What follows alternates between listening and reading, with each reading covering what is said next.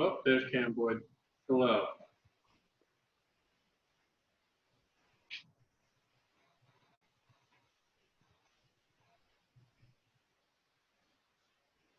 Oh, okay. Hey, Kennedy. Hey, what's up? How goes? It goes medium well. How are you? Well, it's better than one could imagine. We're hanging. You're chilling. Where are you physically? I am in my parents' house in their guest bedroom.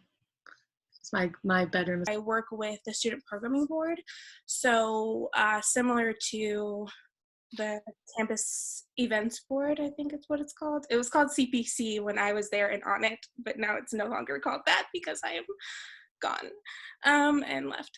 But yeah, so that's currently what I'm doing at the moment.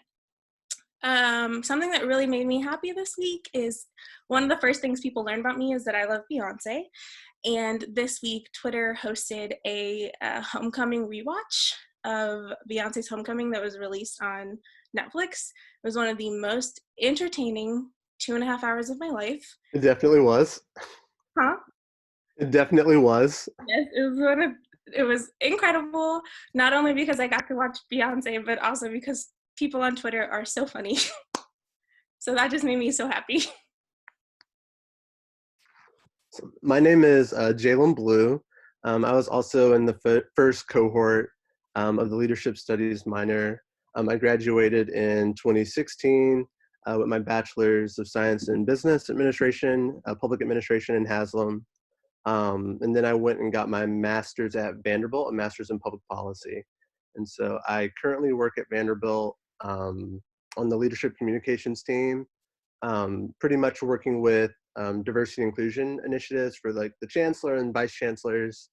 Right now, with everything that's happening, I am now all coronavirus work, but trying to see at UT, I really was involved with Center for Leadership and Service, things like that, and enjoyed my time there.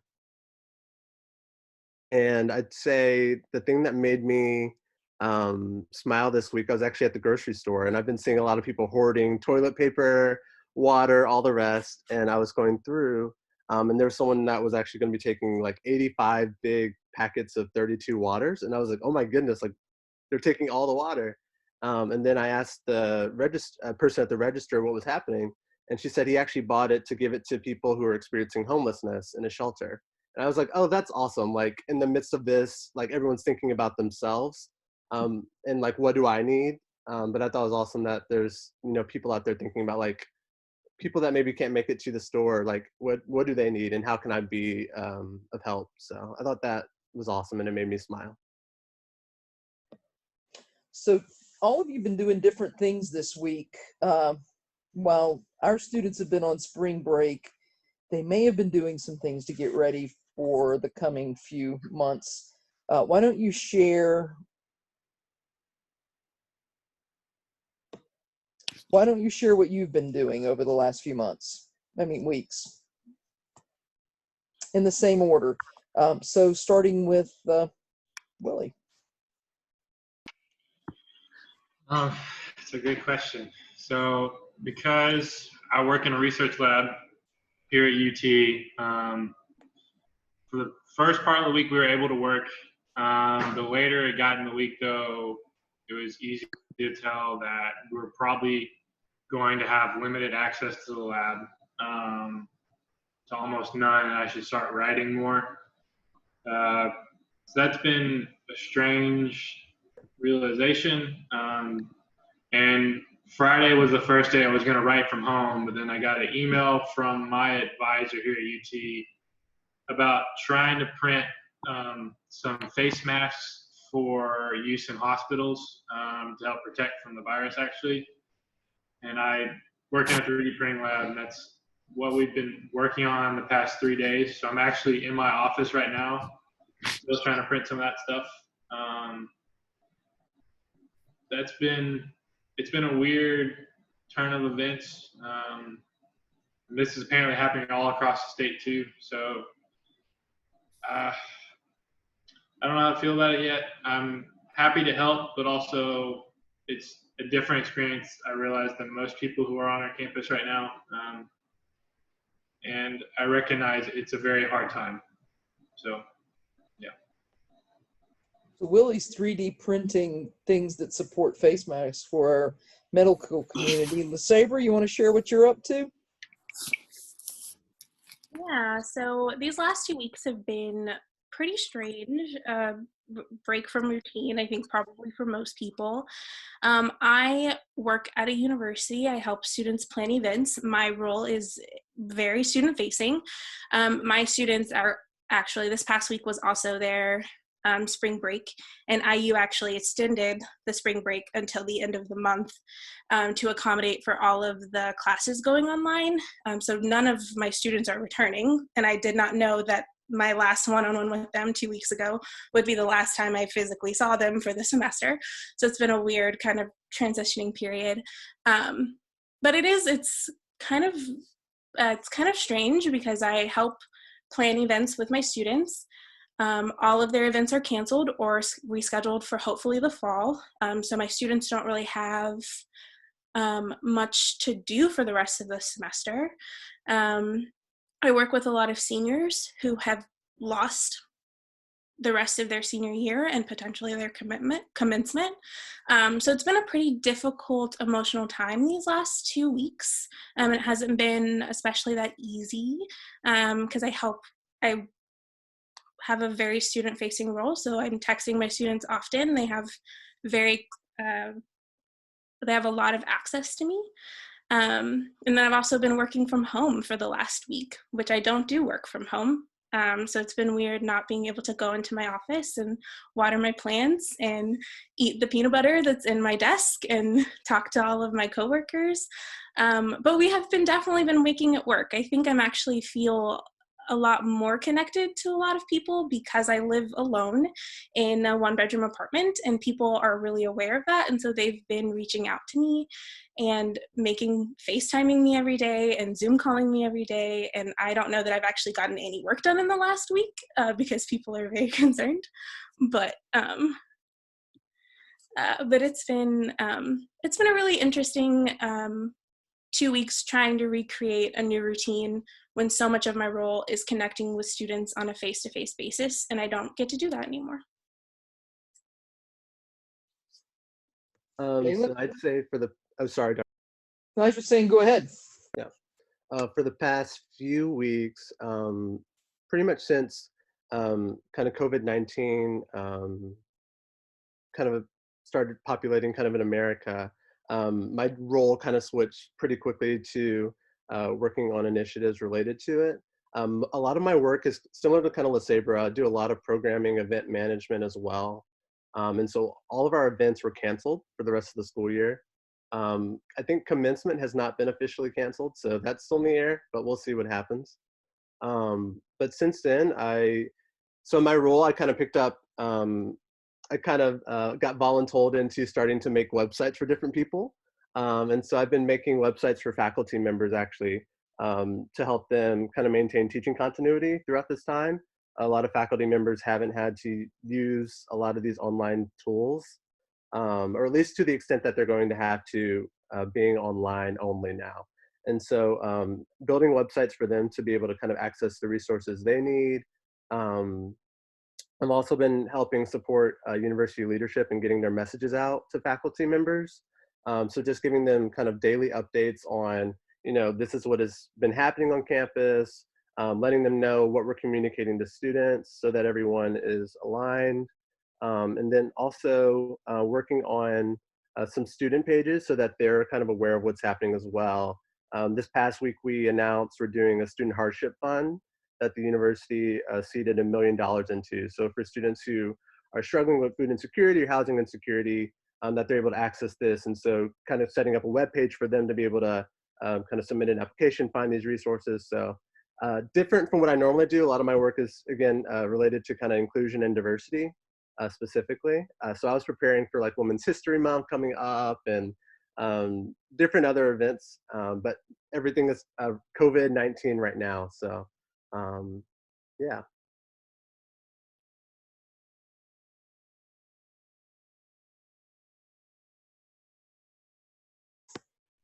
So I think you all have some stories you wanted to share. I imagine that each of you, since you've left the university, have had something that you've had to overcome, that you weren't sure you could.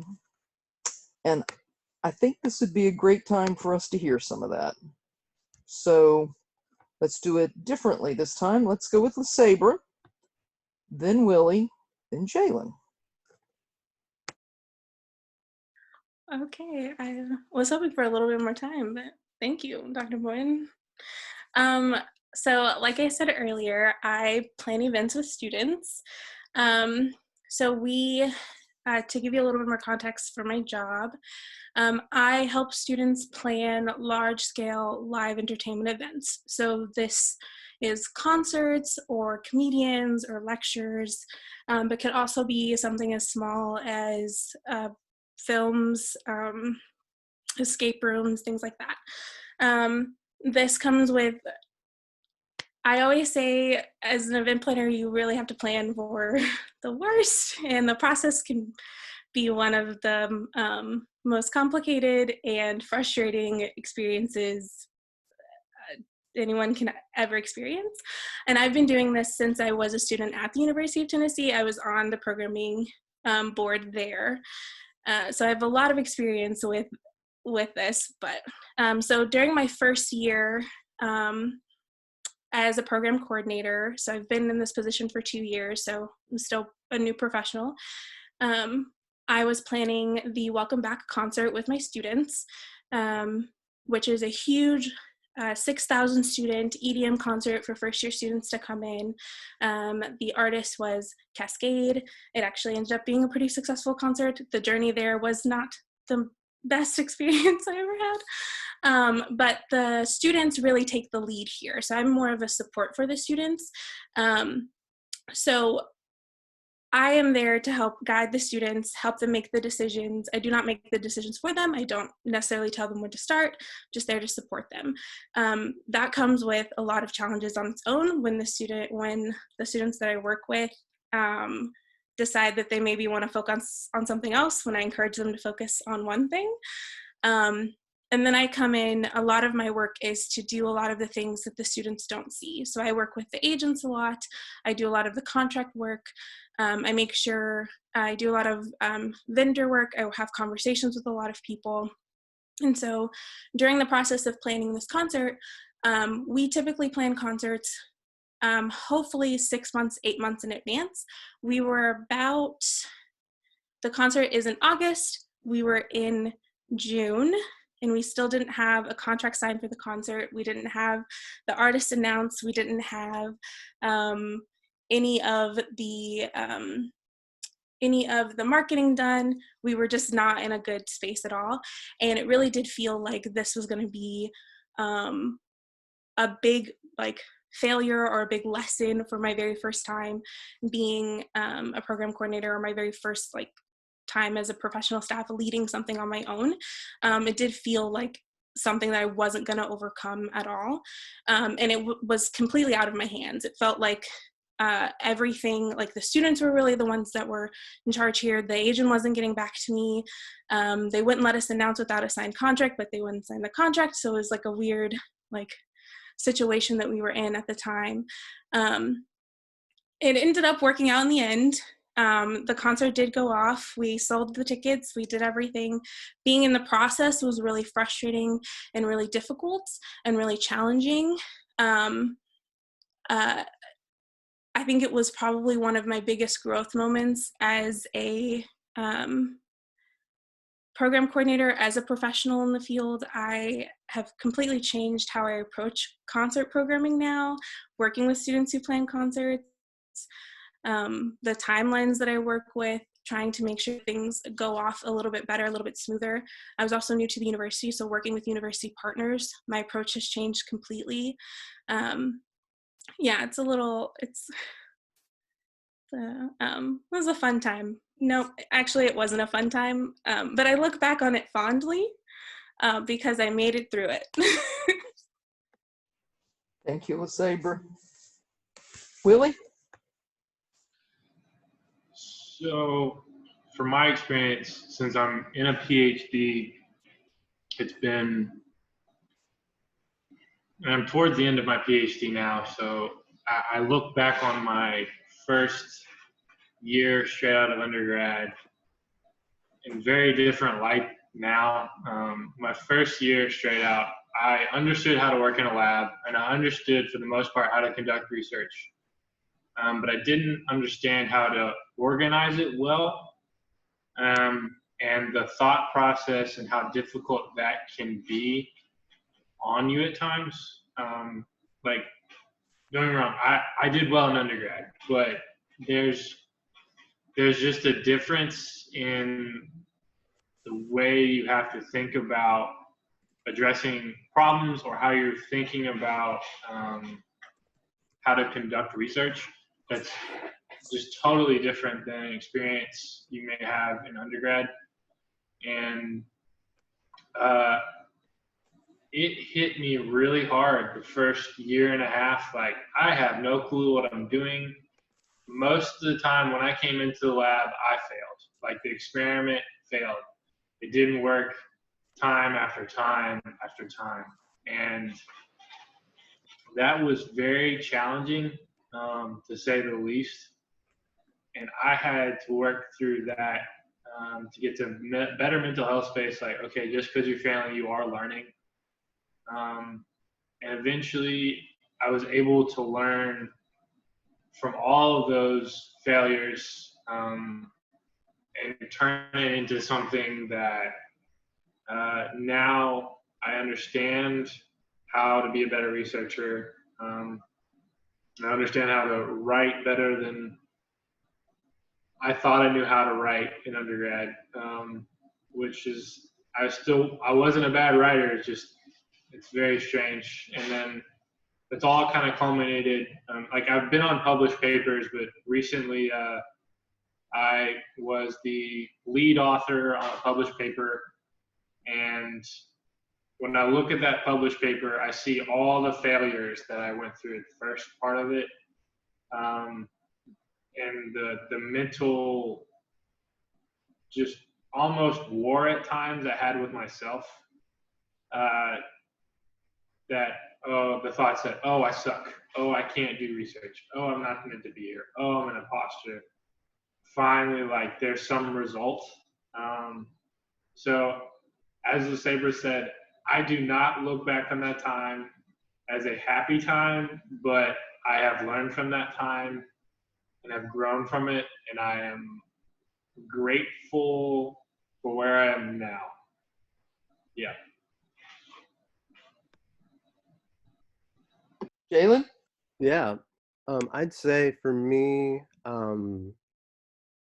probably about almost 2 years ago when I started my job. So for background, my degree, again, was in business, and then my master's was in public policy. And during grad school, I actually worked in the multicultural office for a few years. And so working pretty much in charge of all the programming as a grad student, and working with all the different multicultural student groups. And when I stepped into this role, I didn't have any formal training in communications. I had done quite a bit kind of informally, but they appreciated and respected my skill set in inclusion and diversity. And so they're like, we can teach you the rest. But I remember when I first came into that role, just being overwhelmed by everything that is a part of this role. And so, like, for example, so we're doing events with people like George Bush, Joe Biden, Janelle Monáe. So these are big responsibilities. And so I was like, wow, am I ready to kind of step into anything like this? And I think also being the youngest person on my team, and a lot of the meetings that I'm in, I'm the only person of color in those spaces as well. And so I think, again, fighting those feelings of imposter syndrome, like, do I belong here? Do I deserve to be here? But I think a journey that I've been on is kind of finding my voice, and recognizing that, like, my voice matters in this space. And I think, yeah, the first few months, definitely, like, learning how to build websites, how to video, photography, writing news stories, working with the media, working with contracts, navigating large-scale events with thousands of people. these are all things that I had not formally done, but I've been able to learn over my time. And a lot of it's been, a lot of it I drew from the leadership studies minor in terms of learning how to lead across and lead up. A lot of people that I'm working with on these projects are a lot older than me or superior to me in their role, but they're expecting me to lead these things. And so I'm having to learn how to communicate with them what I need and what will help me and help this whole project be successful. And so, yeah, I'd definitely say finding my own voice and being confident in that would be a challenge I've had to work to overcome in these spaces. Do any of y'all have any tricks to be able to overcome these "can I really do it" moments? Because that's what I hear is the theme. Obviously, it's the question I asked you to think about as well. But the reality is that each one of you are being leaders in your community right this minute. And you're needed to be leaders because here I am touching my face. Because we need to not do that. We need to not touch our face. Exactly. The reality, though, is that when it's your moment, sometimes you're not sure you're ready for it. And you're not quite sure, me? So this is not in any of the question information I gave them as a prompt. But have y'all recognized some things that might help them see themselves in your journey? That help you?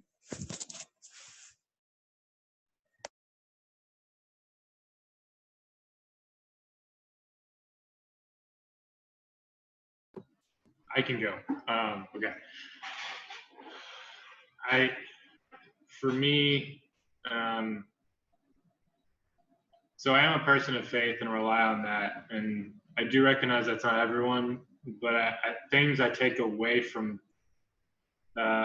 walking in that is more when I know I'm really stressed and really anxious and I'm in my workspace, sometimes I just literally have to go, okay, take a walk. You are stressed, and go off for like 30 minutes or an hour and just go walk and just think or not think at all about anything. And that's perfectly okay to not continuously work, to not just push yourself as hard as you can go, because that little bit of a break can make a huge difference.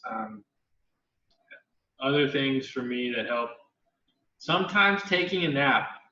I can get really grumpy, and I'll admit it, and naps help a lot. I wake up, I feel better, and I can be more productive after that. It's strange how sleep works. Who would have thought? And finally, exercise in whatever form. I choose to run a lot, and exercise can help me to not be as stressed. I'm pretty sure LaSabra and Jalen have told me this before. You look stressed. Go for a run. I don't know. But those tips help me. I still haven't figured it completely out all the time, but I know taking a breath, walking away, or whatever you have to do in that moment to not focus on what you're doing, because it seems so big, can really help. Yeah.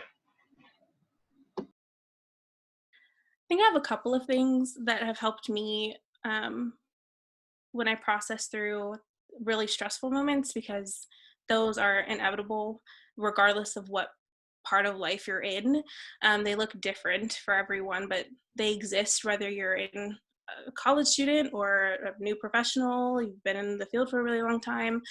One of the first things that I started to do was admit that I was overwhelmed. Just telling myself that I'm overwhelmed in that moment was really revolutionary for me. Because I was definitely the type of person who would be like, everything is fine, this is totally okay, like I'm sitting in a burning room, but this is fine, I'm just gonna push through. So telling myself that I'm overwhelmed and that things are not okay was something that a practice that I definitely do. In my role, I advise 5 students. They are doing multiple projects all the time. It is my job to keep all of them straight in my brain, that is a lot for one person to manage. And sometimes that gets overwhelming when they're all doing large scale events. And so telling myself that I'm overwhelmed it centers everything. It tells me that that's okay. It lets me refocus. Next is seeking help. Absolutely finding help. You cannot do it alone. Jalen, Willie, and I did not finish this minor alone. We did this together. Lots of time working on our works, our essays, our asking each other All the stuff I made you do. Yeah. all of the stuff you made me do. Listen, Dr. Boyd made me think about my future, and that is one of my least favorite things to do. So I relied on Willie and Jalen through the leadership minor a lot. So seeking help is definitely something that I do. Number 3, recognizing that no one really knows what they're doing. That's really kind of how it is. As I've grown up and like gone through undergrad and grad school and am in my first role, most of the people that I've talked to, even the people who are super competent, who are in dean of student roles or vice chancellor roles, are just also kind of stumbling through a lot of this. Yes, they have a lot of experience and are learning from that experience, but every decision they're just kind of making. And that brings me a lot of peace too, because that's really all we're doing is kind of stumbling through a lot of this. I mean, sometimes it works out, sometimes it doesn't work out. And if it doesn't work out, you tell yourself it doesn't work out and then you move forward. So giving yourself permission not to be perfect. Absolutely. Which that also though requires others to respect that that's kind of what has to be. And it goes 2 ways. It's not just for you. So everybody on the line, just know that your faculty know this isn't going to be perfect. And anybody who was here at the beginning of this event is pretty clear I'm not perfect right now, right? So just being clear about that. I think some of you knew that before we got started, but that said. I think I'm pretty perfect. You think you're pretty perfect? Thanks, Parker. That's good energy to have. I'm not perfect, but I'm glad you think you're perfect. But yeah, no one. Pretty close. Almost as close as you are. Yeah, no one really knows what they're doing. We're all kind of guessing at this. And it's good to know that like nothing ever really gets easier. You just get better at it.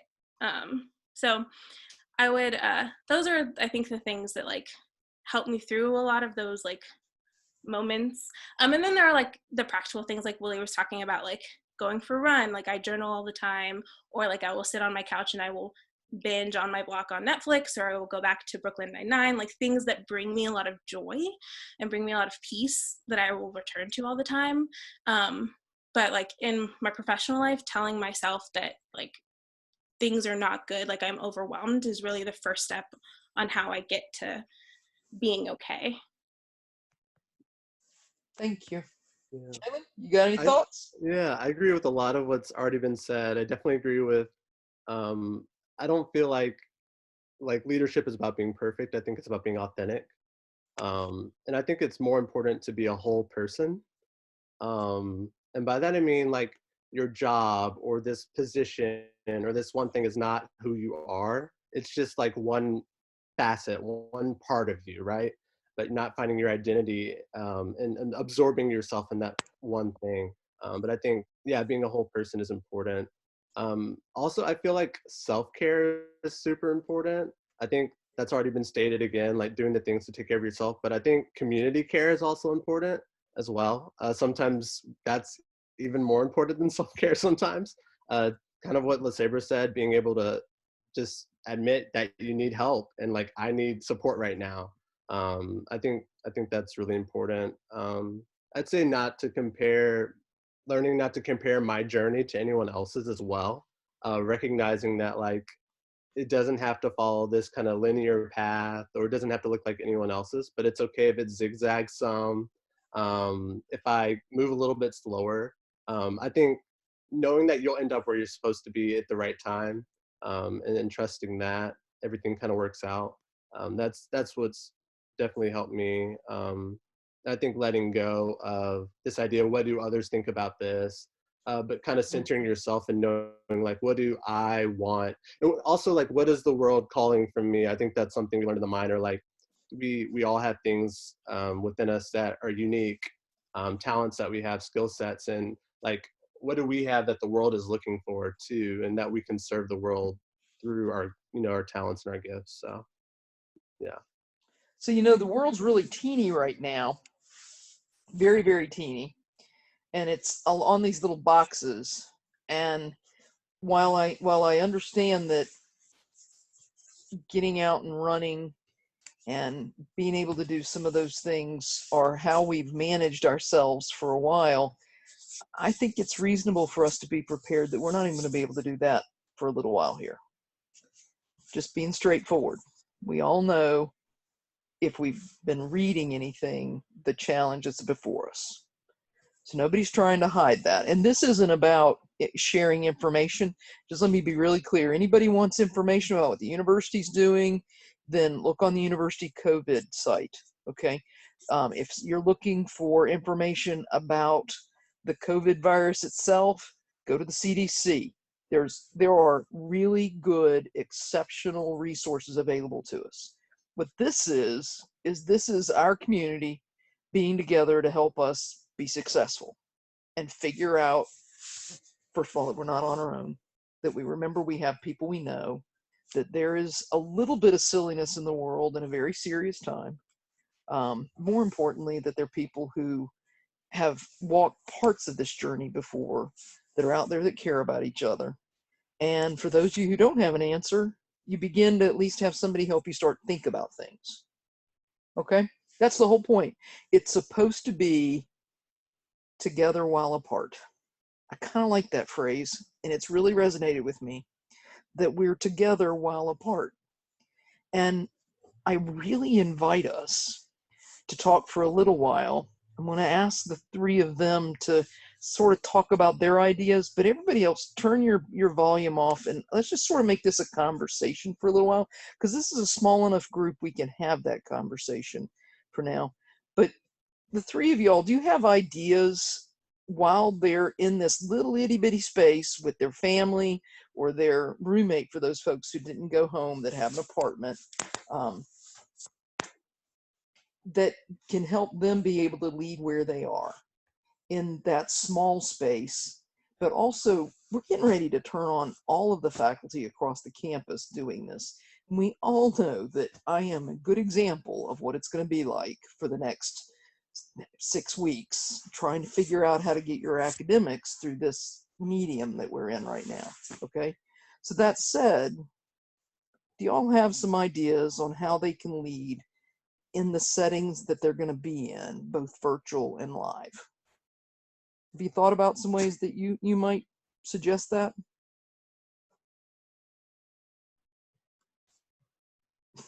That's how we all feel right now. I think for me, one thing I did today, I randomly called somebody I know, like on video chat, and was like, "Hey, what's up?"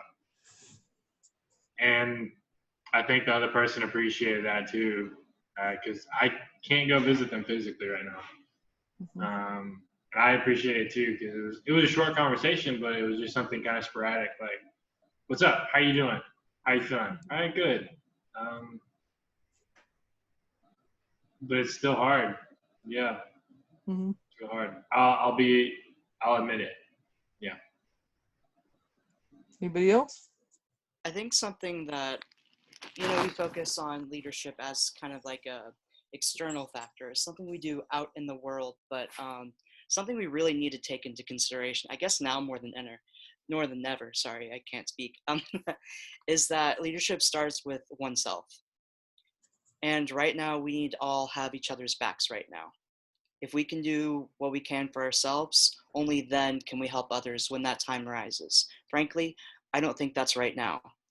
But when that time comes, we're the type of people that need to be ready to jump at the opening of the gate to make sure we can get things rolling again.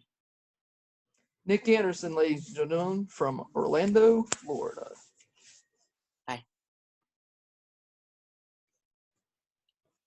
Anybody else?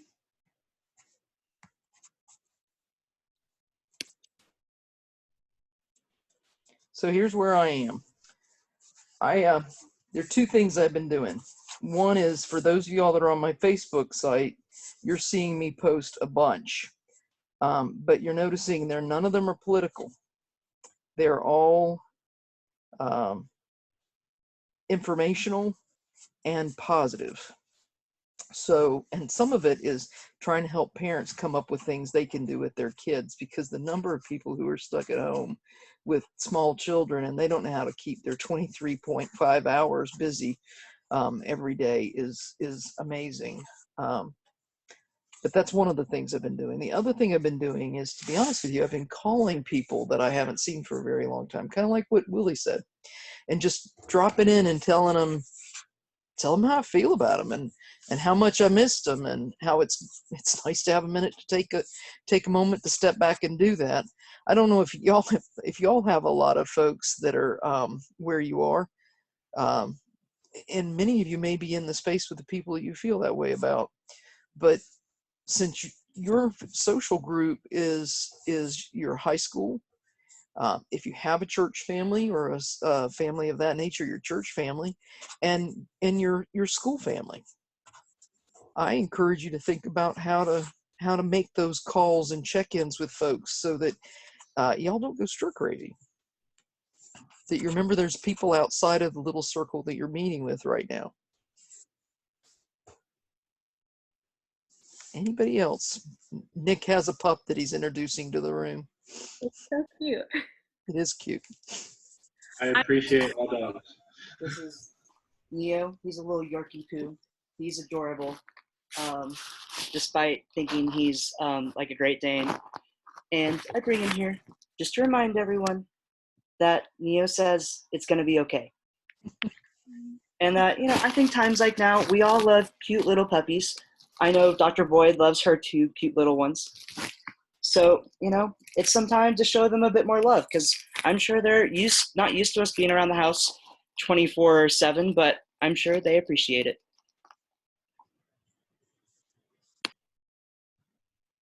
Mike, I was you were going to say. Yeah, for me, I am the queen of unreturned text messages and phone calls. And with the current situation that's happening, I can no longer get away with that. It's true. Wow, Willie. Okay. So I've been making an intentional effort to make sure that I am practicing returning those text messages and phone calls, and reaching out to people and making sure that people are okay. And not only that, but like participating in things that I wouldn't typically participate in. So a lot of groups of friends that I have are having like Zoom meetings or Zoom get-together or Skype get-togethers because we can't get together physically. And I wouldn't typically participate in a lot of those things, but I am doing them. Like I've been in like 5 this week just to see people, like my group of friends from grad school who are scattered all across the United States right now, and a group that I was a part of for a professional development opportunity who I haven't seen in a year. So it's been really cool building those connections, because it brings them peace of mind. Even if I'm not particularly super close to that group of people, having an additional connection there is really important, and continuing to build those connections in those spaces. And I think also thinking intentionally about people. So I have been seeing tons of memes and videos and TikToks and tweets. And anytime I see something hilarious and I think my friends will think it's hilarious, I have been sending it to them, and we have been laughing together, and they've been sending it to people, and I've been sending it to my coworkers, and we've been having a really fun time laughing at how funny everyone else is, even though it's not really a fun or funny situation that we're in. But we're using humor as a way to build connection when we can't really be around each other. Yeah, I'd say I agree with a lot of what Willie and LaSabra said, checking in with a lot of friends. I'm a bad texter as well. I'm Also true. I generally take about 2 days. Very true.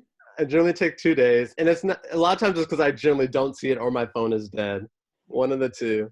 Uh-huh. But I've been doing my best to keep my phone charged. And yesterday, I tried to text like about 20 people, and that's been a struggle to try to keep up with, but I'm trying to do it. I didn't get a text message. Excuse me, sir. You're doing the most. Hold I on. didn't either. I think, okay, this is a counterpoint. Feel free to push back on me, Dr. Boyd.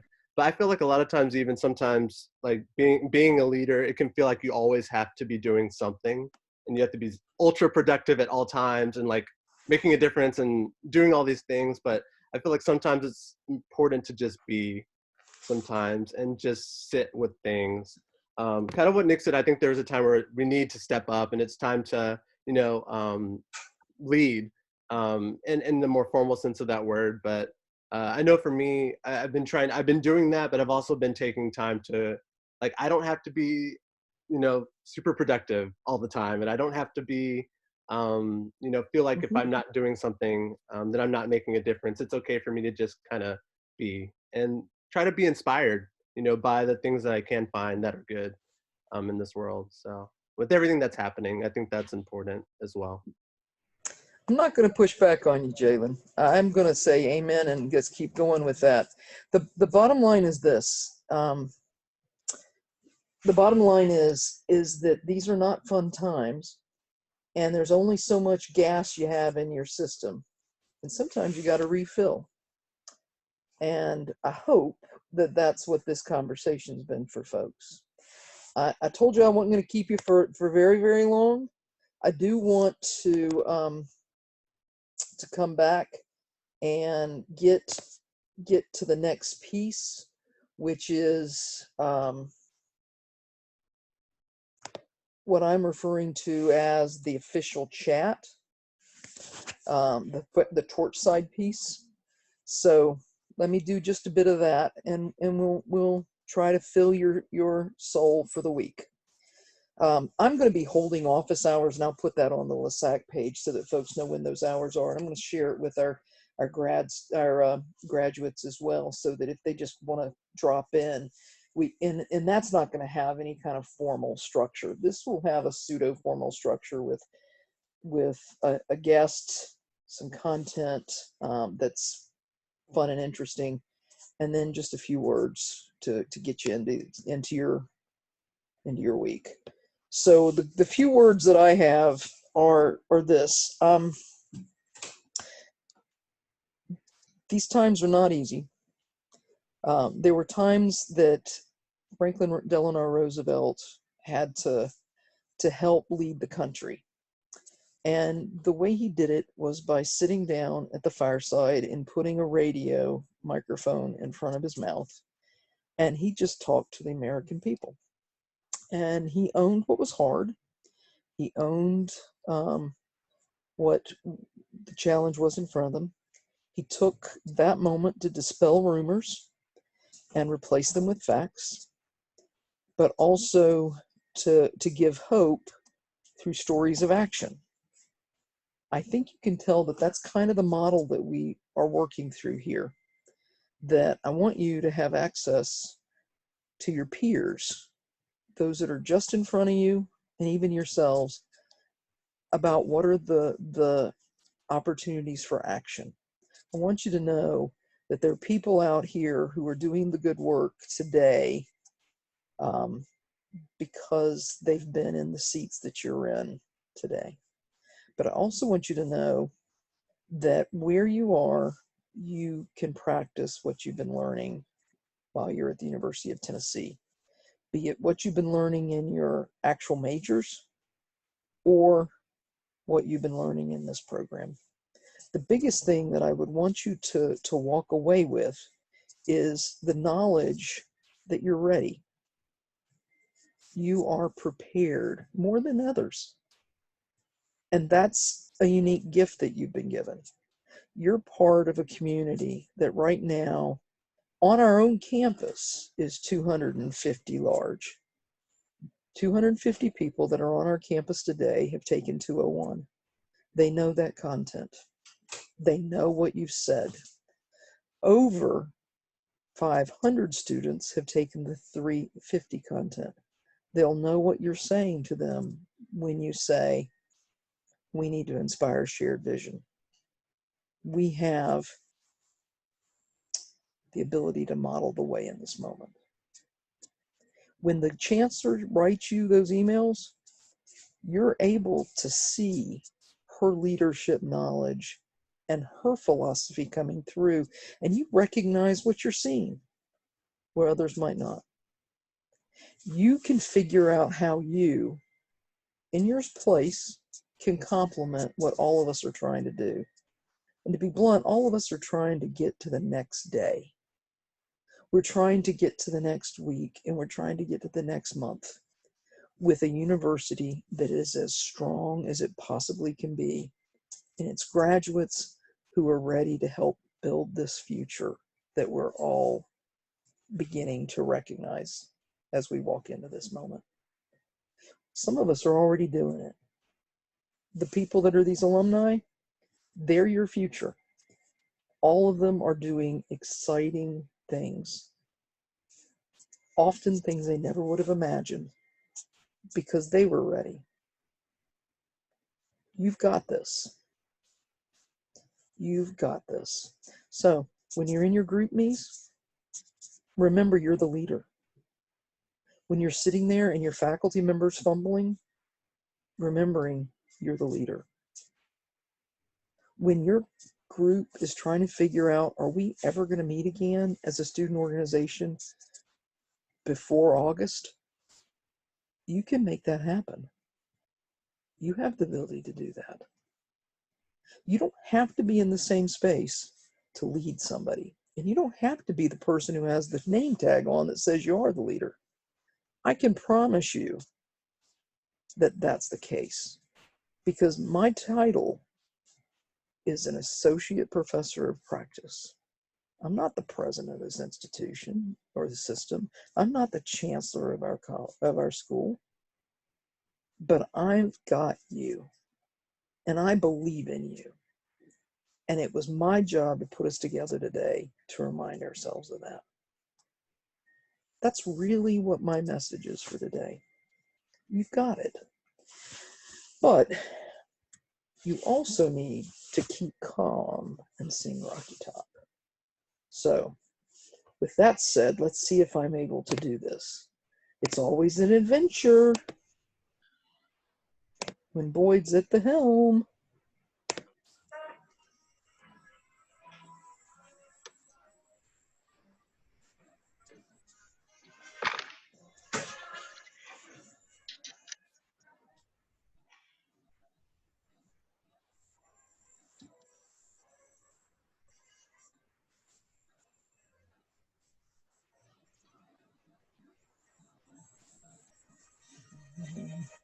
So here's to you, old Tennessee, our hearted. So true. Harmony.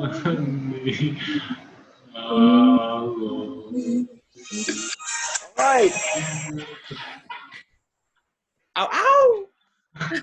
Go Vols! And guys and gals, we will see you soon. Those of y'all that are in my classes, I'll see you on Tuesday. This is a wrap. Thanks for being here, everyone. I'll stay on if anybody has questions.